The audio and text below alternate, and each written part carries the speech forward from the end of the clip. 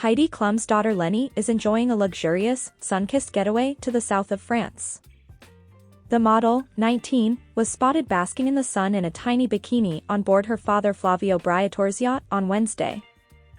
Leni was having the time of her life hanging out with friends, lounging about the vessel, and splashing into the water. She looked stunning in a blue and orange string triangle bikini which tied at her hip and back. Leni, 19, is the daughter of model Heidi Klum, 50, and Italian businessman Flavio, 73, though her former stepfather Seal adopted her many years ago.